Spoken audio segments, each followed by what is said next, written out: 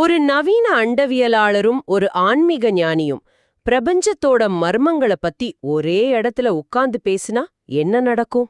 ம் அண்டவியலாளர் Bernard car மற்றும் சத்குரு இவங்க ரெண்டு பேருக்கும் இடையில நடந்த ஒரு உரையாடல தான் நாம இப்போ ஆழமா அலச போறோம். வாங்க. வணக்கம். இது உண்மையிலேயே ஒரு அசாதாரணமான உரையாடல். ஏன்னா இதுல நவீன அறிவியல், ஆமா, அதாவது டெலஸ்கோப் மூலமா வெளிய பார்த்து உண்மையை தேடுற ஒரு துறையும், இந்திய ஆன்மீக மரபு, அதாவது கண்ண மூடி உள்ளுக்குள்ள பார்த்து உண்மையை தேடுற ஒரு பாதையும் சந்திக்குது. சரி. காலம், வெளி, உணர்வு நிலைன்னு ரொம்ப ஆழமான விஷயங்களை தொடுறாங்க. ஆமா. அப்போ இந்த அலசலோட நம்ம நோக்கம் என்னன்னா, இந்த ரெண்டு பார்வைகளும் எங்கெல்லாம் ஒத்து போகுது, எங்க முரண்படுது, ம் ரெண்டும் சேர்ந்து நம்மளோட மிகப்பெரிய கேள்விகளுக்கு எப்படி பதில் சொல்ல முடியும்னு பாக்குறது தான். சரி விஷயத்துக்கே போயிடலாம். காலம் சரி வித்தியாசமா அணுகுறாங்க. ரொம்பவே வித்தியாசமா. சத்குருவோட பார்வையில காலங்கிறது ஒரு சக்தி. அது நம்மள நசுக்கலாம், இல்லைன்னா சிறைப்படுத்தலாம். ஓ, ஆனா அதை சரியா பயன்படுத்தினா அதுவே நம்மள விடுதலையும் செய்யும். அவர் என்ன சொல்றாருன்னா, நாம எல்லாரும் காலத்தோட சுழற்சிகள்ல சிக்கி இருக்கோம். ஒரு சக்கர மாதிரி. ஆமா, இந்த சுழற்சிகள்ல இருந்து விடுபட்டு எல்லாமே ஒண்ணுதான் உணர்ற யோக நிலையை அடையறவங்க தான் காலத்தை ஜெயிக்கிறாங்க. அதுதான் முழுமையான விடுதலை, அதாவது முக்தி. முக்தி, அதாவது பிறப்பு இறப்புங்கிற இந்த கால சக்கரத்திலிருந்து விடுதலை இல்லையா? சரி, இது ஆன்மீக பார்வை. ஆமா. ஒரு அண்டவியலாளரா பெர்னார்ட் கார் இதை எப்படி பார்க்கறார்? அறிவியல் படி பிரபஞ்சம் டார்க் எனர்ஜியால விரிஞ்சுகிட்டே போகுது, அதுக்கு முடிவே இல்லைன்னு தானே நம்ம படிச்சிருக்கோம். கரெக்ட்.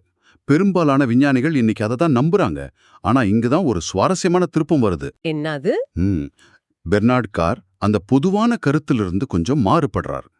இந்து பௌத்த மரபுகள் மாதிரி பல கிழக்கத்திய தத்துவங்கள் பிரபஞ்சம் ஒரு சுழற்சி முறையில இயங்குதுன்னு பல்லாயிரம் வருஷமா சொல்லிட்டு இருக்கு. ஓ, பெருவடிப்பு, விரிவாக்கம், அப்புறம் சுருங்குறது, மறுபடியும் பெருவடிப்பு, அந்த மாதிரியா? அதேதான், ஒரு சுழற்சி. தனிப்பட்ட முறையில காரும் இந்த சுழற்சி பிரபஞ்ச கோட்பாட்டை ஆதரிக்கிறார். ஒரு நிமிஷம், இங்கதான் எனக்கு தலை சுத்துற மாதிரி ஒரு விஷயம் வருது. இந்த உரையாடல்ல இந்த பிரபஞ்ச சுழற்சியோட கால அளவை பத்தி பேசும்போது, ஆமா, பழங்கால நூல்கள் ஒரு குறிப்பிட்ட எண்ணை சொல்லுதுன்னு சொல்றாங்க. அதே நேரத்துல நவீன அண்டவியல் கணக்கீடுகளும் ஒரு எண்ணை சொல்லுது. ரெண்டும் கிட்டத்தட்ட ஒண்ணுன்னு சொல்றாங்களே, இது எப்படி சாத்தியம்? இதுதான் இந்த உரையாடலோட மிக முக்கியமான புள்ளி. யோக மரபு நூல்கள்ல ஒரு பிரபஞ்ச சுழற்சியோட கால அளவு சுமார் 20 பில்லியன் ஆண்டுகள்னு குறிப்பிடப்பட்டிருக்கு. 20 பில்லியன்? ஆமா. நாம இன்னைக்கு பல பில்லியன் டாலர்கள் செலவு செஞ்சு பெரிய டெலஸ்கோப்புகளை வச்சு கணக்கிட்ட மதிப்பும் கிட்டத்தட்ட அந்த எண்ணுக்கு பக்கத்துல வருது. இத பார்த்துட்டு பெர்னார்ட் கார் ஆச்சரியப்படுறார். இது எப்படி வெறும் தற்செயலா இருக்க முடியும்? எந்த விதமான கருவிகளும் இல்லாத ஒரு காலத்துல வெறும் உள்நோக்கிய பார்வையின் மூலமா அவங்க சொன்ன ஒரு எண் இன்னைக்கு நாம கண்டுபிடிச்ச எண்ணுக்கு பக்கத்துல வருதுன்னா? அதுதான் இங்க இருக்கிற மர்மம்.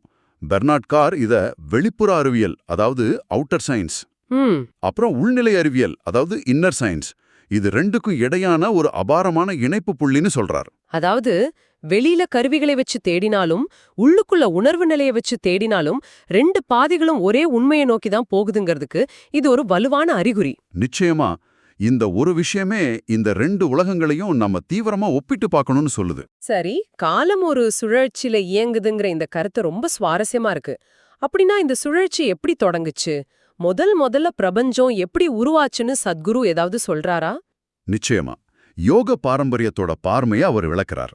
ஆரம்பத்துல பிரபஞ்சம் அனந்தாங்கிற ஒரு நிலையில இருந்ததாம். அனந்தா? அனந்தான்னா எல்லையற்ற, முடிவே இல்லாத ஒரு நிலை. அத ஒன்றுடன் ஒன்று பின்னி பிணைந்த பாம்பு போல உருவகப்படுத்துறாங்க. ஓ, அதாவது வரையறுக்கப்படாத எல்லைகள் அற்ற ஒரு முழுமையான நிலை இல்லையா? எல்லாத்துக்கும் மூலமா இதைத்தான் பாக்குறாங்களா? ஆமாம். இந்த எல்லையற்ற நிலையிலிருந்து பிரபஞ்சம் விருந்து ஷூன்யா அல்லது வெற்றிடமாக மாறுச்சுன்னு சத்குரு சொல்றார். ஆனா இது ஒண்ணுமே இல்லாத வெற்றிடம் இல்ல. அப்போ இது ஒரு ஆற்றல் நிறைந்த சாத்தியக்கூறு. ஒரு விதைக்குள்ள ஒரு பெரிய மரம் ஒளிஞ்சிட்டு இருக்கிற மாதிரி. இந்த வெற்றிடத்தை அவர் காலான்னு சொல்றார். காலா? ஆமா. காலாங்கிற சொல்லுக்கு சமஸ்கிருதத்துல வெற்றிடம், இருள், காலம், வெளி அப்படின்னு பல அர்த்தங்கள் இருக்கு. அப்போ எல்லையற்ற ஒன்று, அதாவது இன்ஃபினிட்டி, அது பூஜ்யமாக ஒரு வெற்றிடமாக மாறுது. ஆனா அந்த வெற்றிடம் காலியாக இல்ல, அது ஆற்றலோட இருக்கு. இதுக்கு பிறகு என்னாச்சு? சத்குருவோட விளக்கப்படி அந்த ஆற்றல் நிறைந்த வெற்றிடத்திலிருந்து ஒரு பேரொளி, ஒரு அதிர்வு கிளம்புது. ஒரு வைப்ரேஷன். ஆமா, அந்த அதிர்வுகளால சுழற்சி இயக்கங்கள் உருவாகி அதிலிருந்து தான் அணுக்கள், கோள்கள், நட்சத்திரங்கள்னு நாம பார்க்கிற பௌதிக பொருட்கள் எல்லாமே தோன்றுச்சு. இது கேக்குறதுக்கு நவீன அறிவியலோட பெருவெடிப்பு கொள்கை மாதிரியே இருக்கே. எல்லாமே ஒரு புள்ளியிலிருந்து ஒரு பெரிய வெடிப்புல உருவாச்சுன்னு அறிவியல் சொல்லுது. சரியா சொன்னீங்க. பெர்னார்ட் காரும் அதேதான் சொல்றார். அறிவியல் படி பிரபஞ்சம் எல்லையற்ற அடர்த்தியும் வெப்பமும் கொண்ட ஒரு புள்ளியிலிருந்து, அதாவது ஒரு சிங்குலாரிட்டியிலிருந்து தான் தொடங்குச்சு. சரி. கணித ரீதியா பார்த்தா எல்லையற்றதும், அதாவது இன்ஃபினிட்டியும், பூஜ்யமும், அதாவது ஜீரோவும் சந்திக்கிற புள்ளி அது. சத்குரு சொல்ற அனந்தா சூன்யாவா மாறுற தத்துவமும் அறிவியலோட இந்த கருத்தும் ஒரே திசையில பயணிக்கிறத கார் சுட்டி காட்டுகார். சரி, இங்கதான் எனக்கு ஒரு பெரிய கேள்வி வருது. ஒருத்தர் வெளிய பார்த்து டெலஸ்கோப் மூலமா உண்மையை தேடுறார், இங்க ஒருத்தர் கண்ணை மூடி உள்ளுக்குள்ள தேடுறார். ரெண்டு பேரும் ஒரே இடத்துக்கு எப்படி வர முடியும்? அவங்க அறிவு அடையிற வழிமுறைகள் பத்தி இந்த உரையாடல் ஏதாவது பேசுனாங்களா? ஆமா, இதுவும் ஒரு முக்கியமான விவாதம். அறிவியலுங்கிறது கோட்பாடு, கணிதம், அப்புறம் ஆதாரம்னு ஒரு புறவயமான பாதையில, அதாவது ஒரு ஆப்ஜெக்டிவ் பாத்துல பயணிக்குது. ஆமா, வெளிய பார்த்து அவதானிச்சு பரிசோதனை செஞ்சு நிரூபிச்சு உண்மையா அறியறது. கரெக்ட். அதுக்கு நேர்மாறா ஆன்மீகம் உள்நோக்கி பயணிக்குது. சத்குரு சொல்ற ஒரு வரி ரொம்ப ஆழமானது. நான் உருவாக்கப்பட்ட விதமும் பிரபஞ்சம் உருவாக்கப்பட்ட விதமும் வேறுபட்டதல்ல. ஆமா, பிரபஞ்சத்தோட ரகசியங்கள் நமக்குள்ளேயே ஒரு சின்ன வடிவத்துல புதிஞ்சிருக்குங்கிற நம்பிக்கையில தான் இந்த உள்நிலை அறிவியல் இயங்குது. இந்த இடத்துல கணிதத்தோட பங்கு ரொம்ப சுவாரஸ்யமா வருதே. ஆமா, பெர்னார்ட் கார் கணித மேதை ராமானுஜனை உதாரணமா காட்டுறார். ராமானுஜன் தனக்கு பல சிக்கலான கணித சூத்திரங்கள் நாமக்கல் தேவியோட தெய்வீக உத்வேகத்தால் கிடைச்சதுன்னு சொன்னார். ஓ, இதுக்கு என்ன அர்த்தம்னா, அறிவுங்கிறது வெறும் பகுத்தறிவை, அதாவது லாஜிக்கை மட்டும் சார்ந்ததில்ல. அது ஒரு வித உள்ளுணர்விலிருந்தும் இன்ட்யூஷன்லிருந்தும் வரலான்னு அறிவியல் உலகச் சேர்ந்த ஒருவரே ஏத்துக்கிறார். ஆனா இது கொஞ்சம் முரணா இல்லையா? அறிவியலோட அடித்தளமே தர்க்கம் தானே. தர்க்கம் ஒரு தடையா இருக்கும்னு சொல்றத ஒரு விஞ்ஞானி எப்படி ஏத்துப்பா? நீங்க கேட்கறது நியாயமான கேள்வி. சத்குரு இதுக்கு ஒரு விளக்கம் தரார். நம்ம அறிவு பெரும்பாலும் ஐம்புலன்கள் வழியா பெறப்பட்டு நம்ம மூளையில் இருக்கிற தர்க்க திறனால அலசப்படுது. சரி. ஆனா நம்ம தர்க்கம் நமக்கு ஏற்கனவே தெரிஞ்ச விஷயங்களோட அடிப்படையில தான் வேலை செய்யும். அதனால முற்றிலும் புதிய, நம்ம அனுபவத்துக்கு அப்பாற்பட்ட ஒரு உண்மையை புரிஞ்சுக்க முயற்சி செய்யும்போது நம்ம தர்க்கமே ஒரு தடையா மாறிடலான்னு அவர் வாதிடுறார். அப்போ நாம இதுவரைக்கும் கத்துக்கிட்டதே புதுசா எதையாவது கத்துக்கிறதுக்கு தடையா இருக்கலாம்னு சொல்றார்.